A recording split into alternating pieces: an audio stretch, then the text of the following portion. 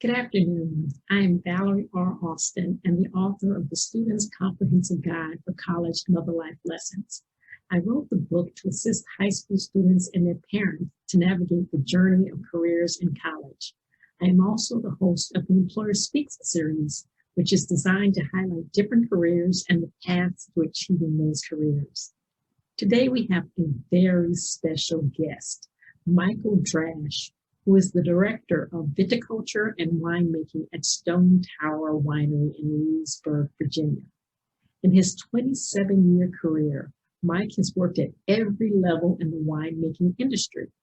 He has filled positions as a vice president of alcohol operations, an owner of Toluga Wines in Napa, California, a winemaker, and production manager. Mike has extensive knowledge and expertise in all aspects of winemaking, including in the areas of sales and finance. Many of his wines have received scores of 90 plus on the winemaking rating scale from Wine Spectator magazine, as well as Robert Parker's Wine Advocate magazine. I am happy to have Mike as my guest to explore the journey to his current successful career. Thank you for watching. Now that we've talked a little bit about the different places that wines are made, there is a study.com predicts there's a 7% job growth rate from 2018 to 2028 for winemakers. Although the U.S. job market is very robust, pre-COVID, of course. Yep. Are there similar opportunities for employment in other countries, which you stated? And while we're talking about that, what's the difference between old world winemaking locations and new world winemaking locations? So what are the job options out there? Yeah. I mean, again, winejobs.com, you can go find anything. It's obviously weird right now with COVID, but when you say old world, you think of European wineries that have been around for 300 years or whatever. And new world is basically North America, South America, anywhere else, basically North America, South America, New Zealand, Australia.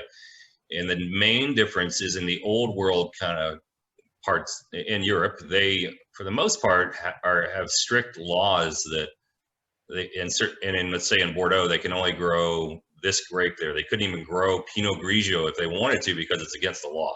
So New World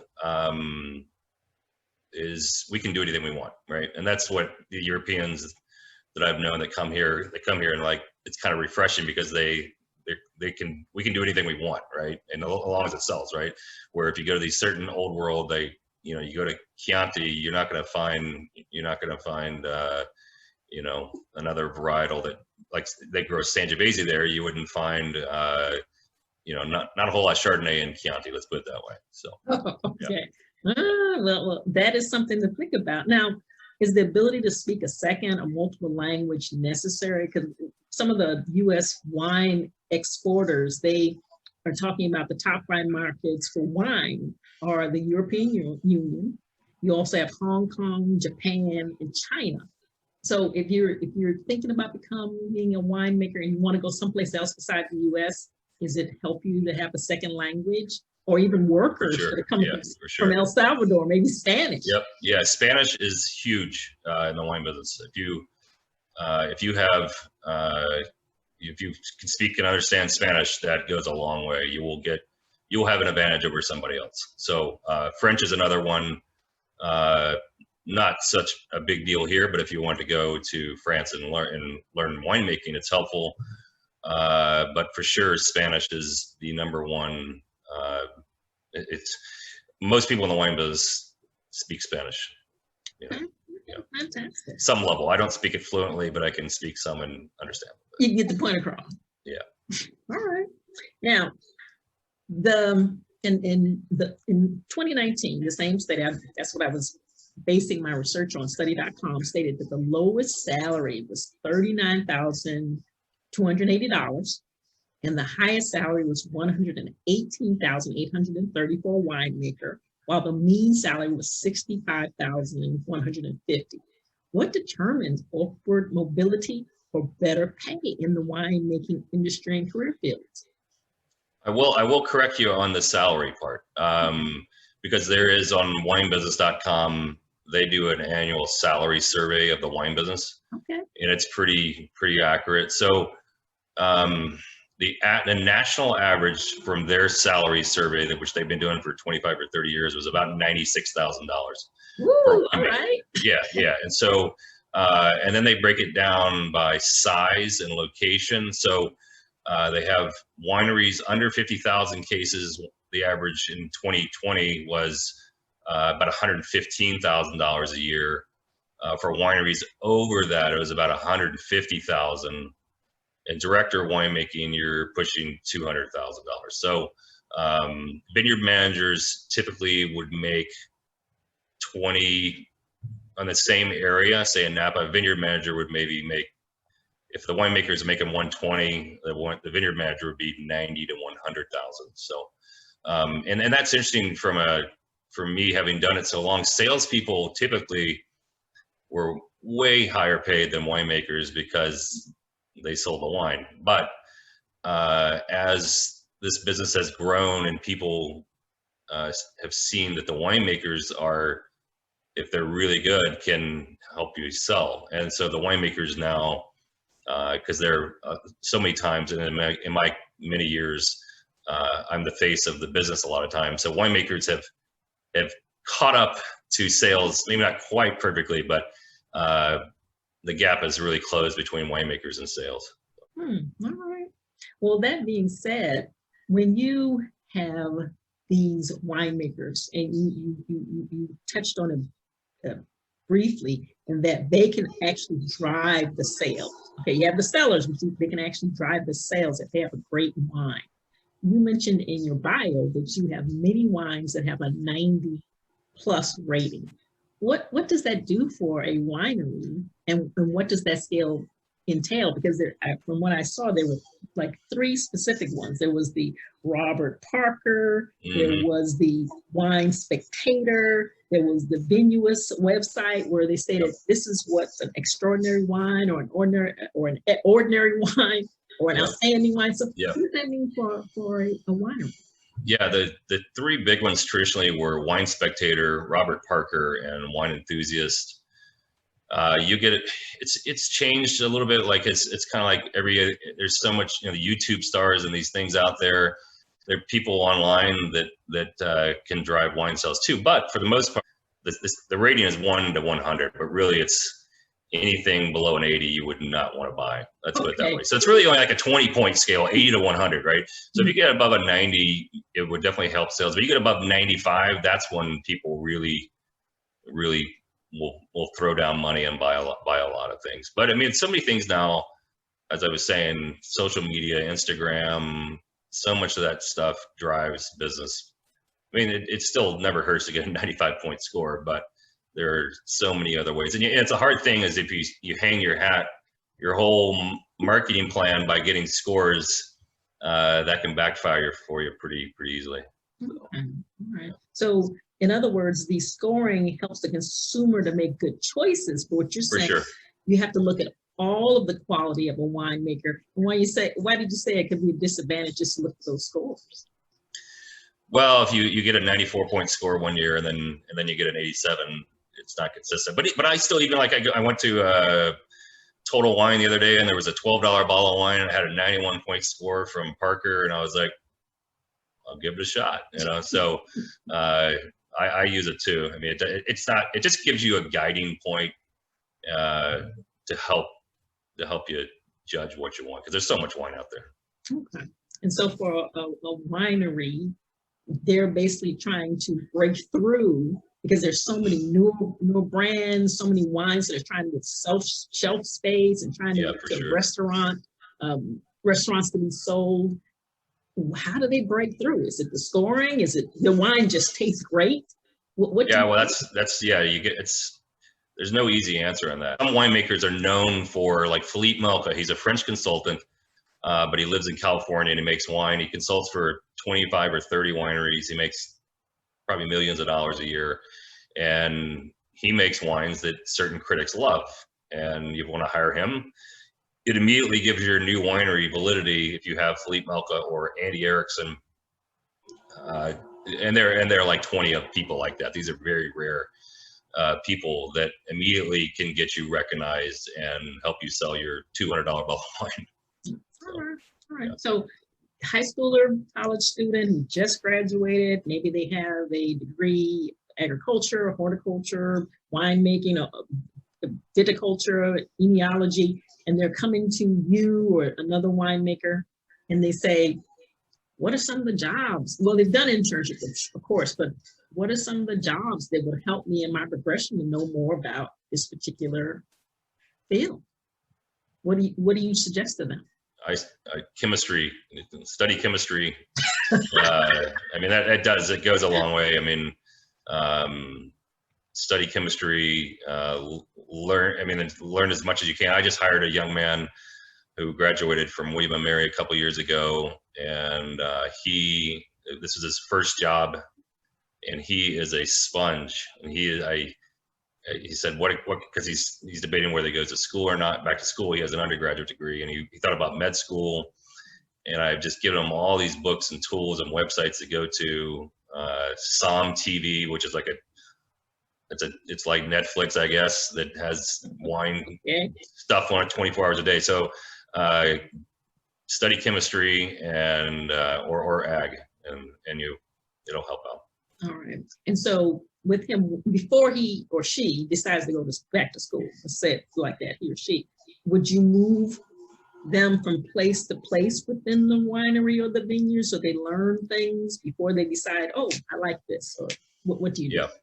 Yeah, we have the opportunity to do everything here. So in the winemaking, we basically, the people that work under me mainly work in the cellar at winemaking, but we get out and have them prune vines. We have them interact with our vineyard manager and our crew so they understand what's going on out there, because for the most part, people, when they want my job, right? And so eventually, right? And so they want, so I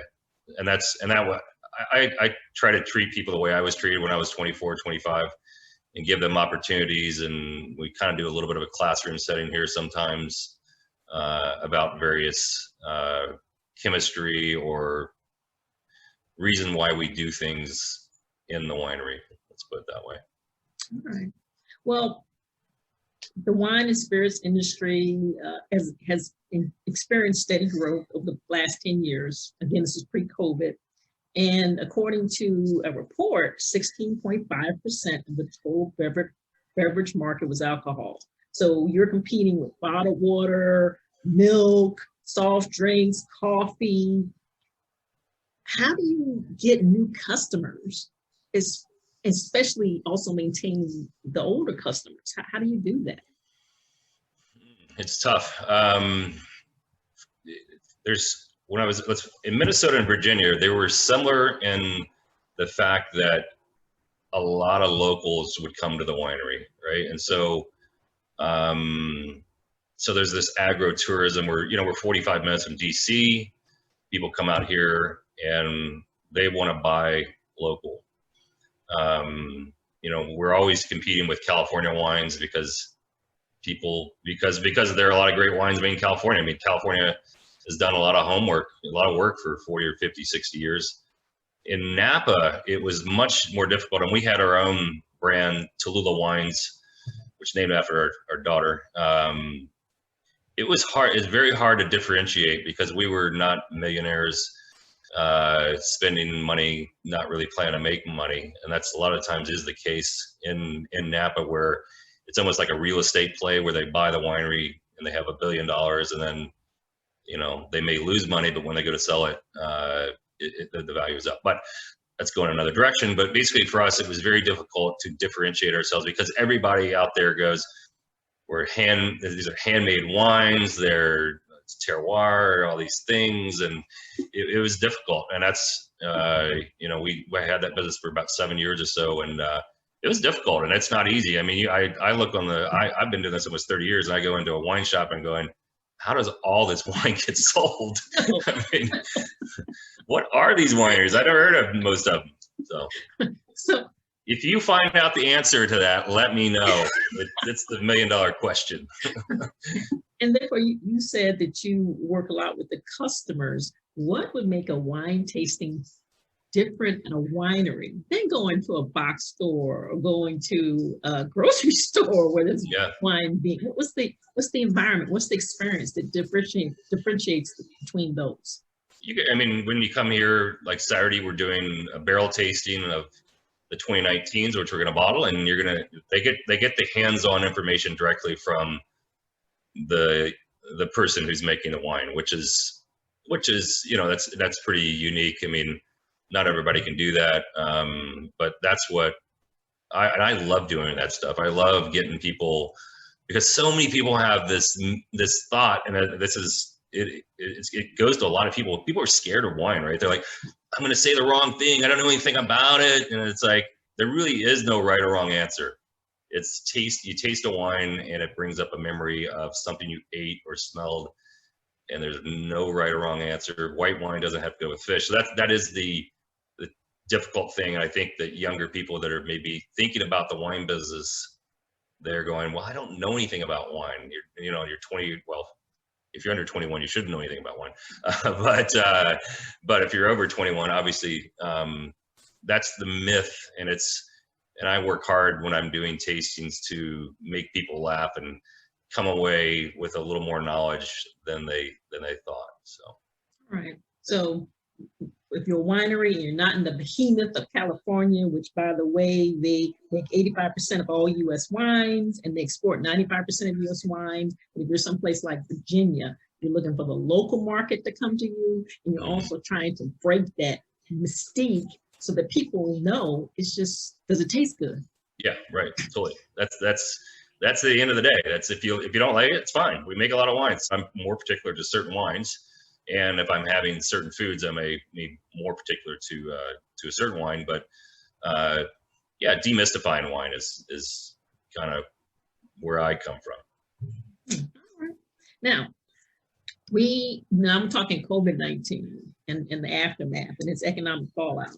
Several winemaking websites have stated that wineries have had loss of foreign tourism, where they come to the winery and they buy the wine, and it's like a big thing for them. You have hotels and restaurants that are temporarily closed. That's a distribution sites. And then consumers are buying alcoholic beverages online, as well as at food and box stores. What do you do? How do you compete as a winery to continue to exist through COVID-19? Yeah, it's an interesting. I'll give you a great example. You, me, everybody else has been trained. Whoever thought you'd go get a filet mignon from a restaurant and pick it up curbside, bring it home, right? It's true. Right. And so the same thing with wine. A great example. Back, I think it was in November, December, we did a library. We did a Facebook Live event where we were selling some library wines. We sold in 3 hours. We sold more wine online than we did in all of 2019. Wow. Right. And so it's trained. We've all been trained now. This is what people in California have been saying. We got to get people to buy direct to consumer. Direct from the winery, you make more money. The consumer gets wines that they may not be able to find. They may not be for sale at a grocery store.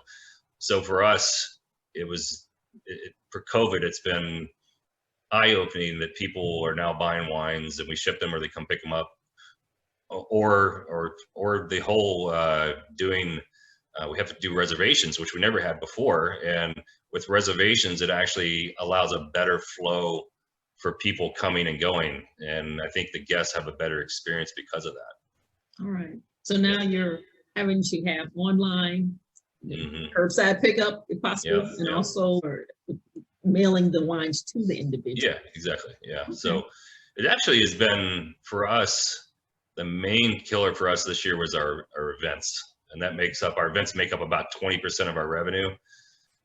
And our wine side of things actually wasn't that far off. But our event side just got hammered, probably like restaurants and everybody else. True. Now, we touched on a little bit about some of the magazines that are out there, possibly some of the websites, but are there professional winemaking associations? And I keep saying winemaking, but I also don't want to exclude the viticulturists. Are there professional organizations and magazines available to talk about the career viticulture and the career of winemaking, not how you drink it. Yeah, right. Yeah. But the young people, high schoolers and college students can read. Yeah, the Society of Viticulture and Enology is pretty powerful organization. And in California, there's pre-COVID, every February, there's a unit called the Unified Symposium where everybody from the world comes. And so it happens over 4 days in Sacramento. And also at that time, students, UC Davis or any of these winemaking schools, they were chosen through,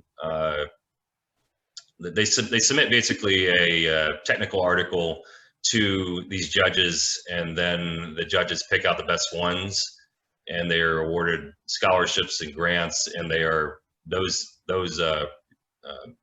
theses that they do are shown at this symposium. It's a pretty big deal to get that, to be chosen for that. So that's, again, goes back to secondary education, college, masters. Yeah. All right. See, I will never look at a bottle or a glass of wine ever the same. Yeah, right. Yeah. This discussion is very fascinating, let me tell you. Now, I'm going to ask you this question. Why is wine tasting exciting? Because that's what you do. And what does look, smell, taste, and think mean in wine tasting? Just briefly, so that people, if it tastes good, it's great, but what else should they look for? This is the best way I like to tell people. It's like, describe a banana to me. How does a banana taste? It's difficult, right? You're like, well, it's a banana, right? We all know what a banana tastes like. But the cool thing is you can find banana in a wine, right? You can find banana, you can find raspberries, you can find all of these senses that you have tasted or smelled throughout your life. And some wines I get tar and asphalt. I mean, not necessarily a good thing, but that's what draws people to wine, as opposed to beer. I enjoy beer, whatever, and the beer guys may argue with me, but there's something about wine that's been going on for thousands of years, that you take a agriculture product and you turn it into something.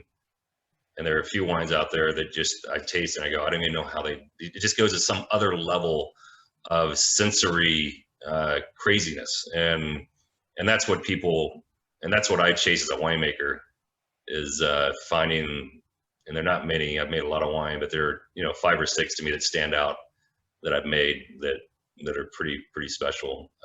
So it's a magical business at the end of the, I mean, it is. I still try not to take it for granted that I've somehow made a career in winemaking. Ironically, real quick, I don't want to keep talking, but at Rhodes College, and I graduated in 1991, my senior year, they offered a winemaking class. I was not smart enough to get in the winemaking class.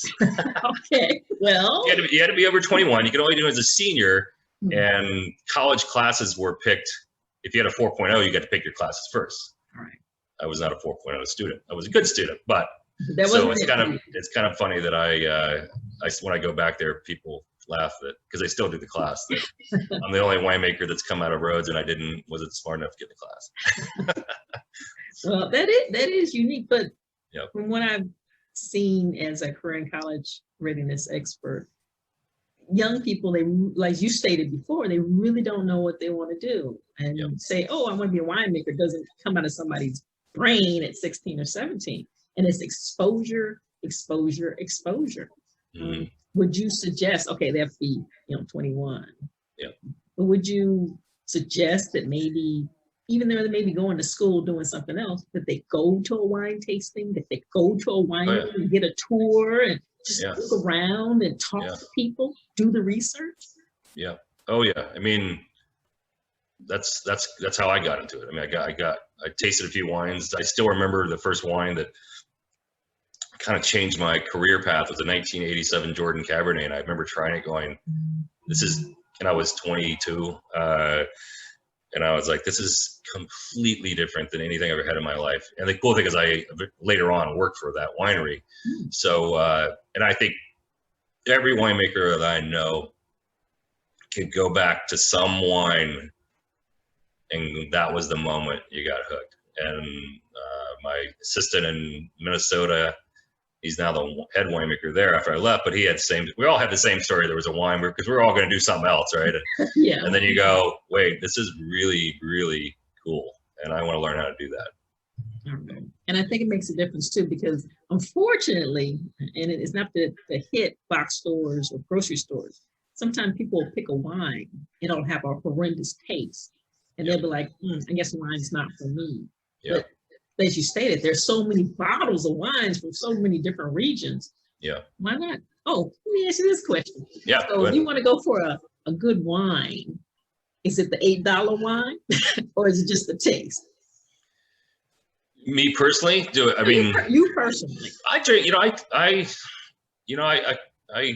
tried wines that are thousands of dollars a bottle. Never had to pay for one. Good. Somebody else already paid for them. Yep. But and they're pretty magical. But I mean, I find wines like this $11. The one I mentioned that got a 91 point score is $11. It was red wine from Spain, a Tempranillo, and it drank like a $30 bottle of wine. And so, I mean, it's cool and it's frustrating at the same time trying to find wines that you like, and that's kind of the draw, is that people, you have to make mental notes of what works and what doesn't work, and people's palates change over time too. I mean, most people get into wine early on; they're drinking sweeter wines because we're the country that lives on Coca-Cola and sodas and stuff like that. So it's pretty common for people to go sweet, and then they go, oh wait, there's these dry wines that are way better. So yeah, I don't spend a whole lot of money on wine usually. I mean, it's easy to do, but because we like to have a glass of wine or two every night, and I can't afford a $60 bottle of wine every night. But again, if you trial and error. So trial and error, but again, if you don't know anything, maybe that is one way to, as an entry, not just go to the box store, but to go to the winery. Oh, for sure. Go to the vineyard and get those wine tastings. Yeah, for sure. All right. Now, what is your advice to a high school or college student who is unsure if viticulture or winemaking is worth their time and effort to pursue as potential careers? Give them the long version. Why is this something that you want to do? Go work for a winery, first off. That's the number one thing. And even like my daughter's 14, she's bussing tables at the winery because she has this force she has to pay for. And you meet for the most part, the wine business is full of people that are passionate about what they do on the winemaking and growing side of things. And for people that, if they're high schoolers, we tend to draw geekier people in this business, if you will. I don't know. It's people that the science. My wife told me I was a total nerd the first time she met me, so I'll take it from there. But there's science, and there's art, and there's foreign languages because it's made all over the world. So you find a unique group of people that are passionate, but also have to get their hands dirty. So if you're out there going, maybe business school is not for me, I don't want to become a lawyer or a doctor, or, in your case and in my wife's case, went in the military, we have a place for you in winemaking. It really is. I mean, and if you work hard enough and you want to learn, you'll go a long, long way in the wine business. And that is at the end of the day, it's unique that you can't become a surgeon without going to med school, right? I mean, but you can come and work in a winery, and for the most part, you can find a mentor or go to grad school and learn it that way. So I can't imagine doing anything else. I don't know what else I would do. And if that is an endorsement, I don't know what is. Yeah. Well, Mike, all I can say is this has been such a fascinating tour of what it takes to have a career in winemaking. And as I stated before, I will never look at a bottle of wine the same again. Yeah. Because it's not just sticking a root, growing some grapes, and then you're like, oh, this is good after a month or 2 months. Mm-hmm. There is a lot of work that goes into it. And so thank you so much Yeah, you're for welcome. talking to me. And do you have any final words, any words of wisdom that you want to impart to me? Go work a harvest. If nothing else, I'll give one example. We had a young man that needed a job, and he came here, and he never, this harvest, he was relayed to the owners. He just graduated college, COVID's going on, he can't get a job. So I said, okay, you come work. He came to work in shorts, no socks, and penny loafers the first day. Okay. Yeah, I was like, the weather, all right. No. You need some boots and jeans on. And so by the end of harvest, he will never work in the wine business again because he found a desk job, which is what he wanted. But he can always say, I help make wine. And whenever he tries a 2020 wine for Stone Tower or anywhere else, he'll say, when he's 75, he can say, I help make wine. And so if nothing else, you work a harvest, you may hate it, and then you'll go, it's not for me. But maybe you'll go into marketing or sales for wine. But go work a harvest, and you'll have the most painful, fun time of your life. Okay. Thank you so much. I really appreciate it. And I think for all the viewers out there, they will be so excited about working in a winery or vineyard or buying that wine that's going to taste so smooth. Yeah. So thank you so much. You're welcome. Have a great day. Yeah, you too. And try and stay warm. I will try. Yep.